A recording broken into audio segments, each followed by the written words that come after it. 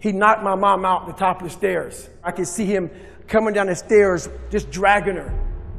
And she was kind of lifeless. And that's when I got off the couch, scared to death, jumped on my father, and he beat the shit out of me. We never went to school hardly at all because we were bruised up. He also believed in just us working the family business. So going to school really didn't happen for me at all. Not only did I take a backseat, I also had a learning disability. I'll never forget in third grade, there was this teacher that was extremely rough on me. And at this time in my life, I did not need this. And she believed I needed to be in a special school because of my learning disability. And this is where I was talking about, people always talk about manage your expectations. This teacher managed my expectations. She saw I had a learning disability. She saw I was socially unable to survive in this world. She saw I was messed up. So she managed my expectations. She said, we need to put David Goggins in a special school. I came from hell. And when you come from hell not knowing how to fight, this is what happens to you. What happens to you is you become a kid that cannot survive in society. I'll never forget one time during a basketball game, there was this coach, Mr. Trout. He knew me when I was a kid in that school when I was in third grade getting set back. Mr. Trout always loved me. This white man loved the shit out of me. I don't know why he did. But he was my JV basketball coach my sophomore year.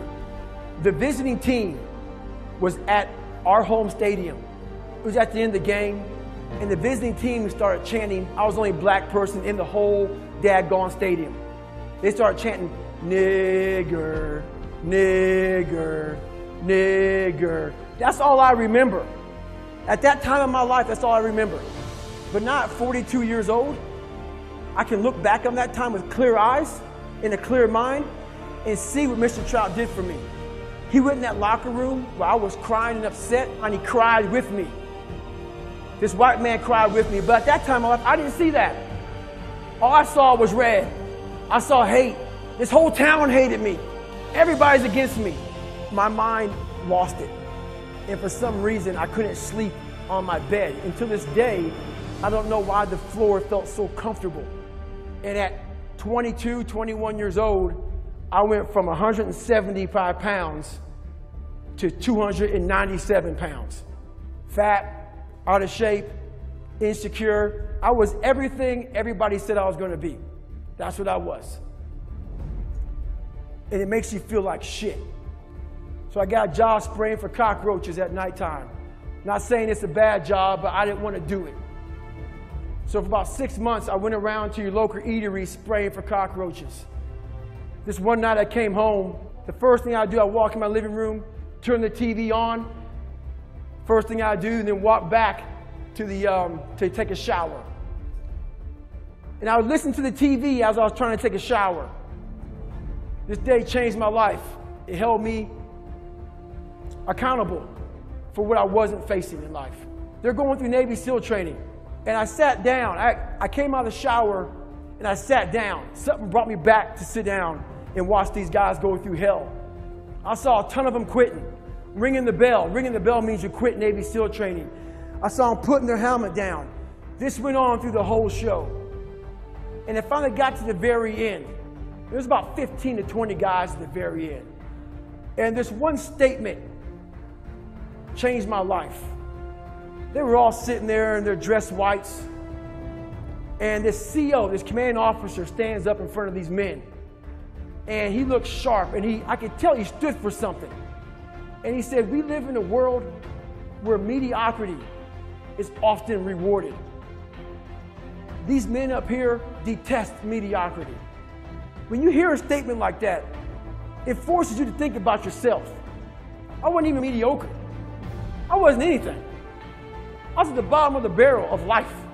I chose the 4-lane highway for my life, the easy route, the route that has gas stations, the route that has signs that say 20 miles to the next service stop, all this shit. I chose that route. Most of us choose the 4-lane highway.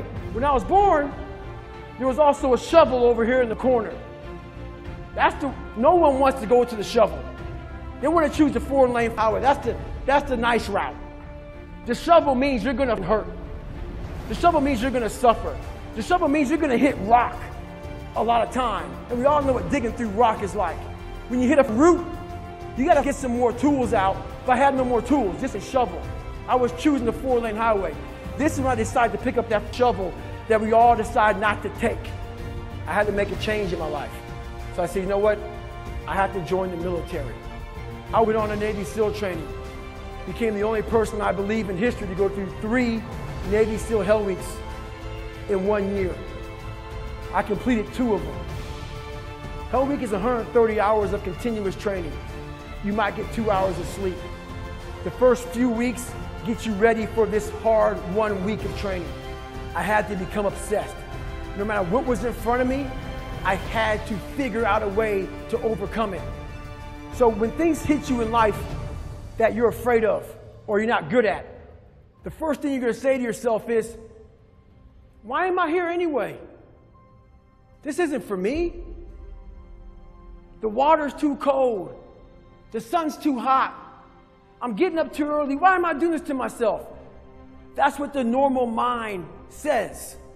I had to start training my mind to think about, how can I get through this? Not giving myself a way out. Never giving myself, creating a wall around all ways out in my mind. I had to slowly start to build this wall so my mind knew this is not going to give himself a way out of here.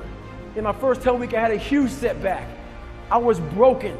My legs were broken. I had double pneumonia. I got rolled back to day 1, week 1 of Navy SEAL training. I got through that second Hell Week. During the second Hell Week, I actually broke my knee. I continued to limp around for a couple weeks. I couldn't make it anymore. Got rolled back to day 1, week 1. I'll never forget standing there in front of Captain Bowen. He was the CEO in charge of Navy SEAL training at the time. And he had no mercy on anybody. If he believed in managing your expectations, I wouldn't be here today. He challenged me again. I was challenged my whole life, not by the mindset of managing expectations, by exceeding expectations, not by managing them. I'm standing there with crutches. I'm sitting in his office. He looks at me, he goes, Goggins, this is your last time. We're gonna put you through Navy SEAL training. This will be your 3rd Hell Week in 1 year. We're not gonna put you through a 4th. So this is your last time. I'm sitting thinking, how am I gonna get through this? I'm badly jacked up. My legs are broken. My knee is messed up. And he goes, you have a couple of months to get better. A couple of months isn't gonna do it. I won't get healed up in a couple of months. But I realized I'm gonna get through this shit. I'm gonna find a way to get through it because why? I put barriers in my mind. So my 3rd Hell Week, I went in there with pretty much, I would put a black sock on first. I would get duct tape. And I duct taped my ankles all the way up to my calf every single morning. And then I put another black sock over it. And what that did, that prevented me from moving my ankle. So I didn't really, I wasn't flexing my shin as much. And I started running with just my hip flexors. In this Hell Week, it was a bad Hell Week. We had a guy die on Thursday morning of Hell Week. I went on to become a Navy SEAL. Greatness is not something that you meet once. It's something that you meet thousands of times in your life. And you don't reach it if you're not constantly in constant pursuit of greatness. So if my mind were to say right now, I'm great, I just lost. We're going to grow. We're not going to triple down on our strengths. We're not going to do that crap. We're going to work on our weaknesses so we grow. We need friction to do that. Without friction, there's no growth. Without friction, there's confusion. Confusion is, David Goggins, how did you become who you are today? I put a bunch of friction in my life, and I grew. That's how I did it. You know how you get mentally tough? It's a lifestyle. Instead of hitting that fucking snooze button in the fucking morning and not making your bed, not cleaning your house, you don't hit the snooze button. You get up. You don't want to go run, you go run. You don't want to go swim, you go swim. You don't want to make your bed, you make your bed. You don't want to clean your house, you clean your house. You don't want to study, you study. That's how you start to callous your mind. So that became my life. If you say you're going to wake up at 4 o'clock in the morning to go run, wake up at 4 o'clock it's going to suck.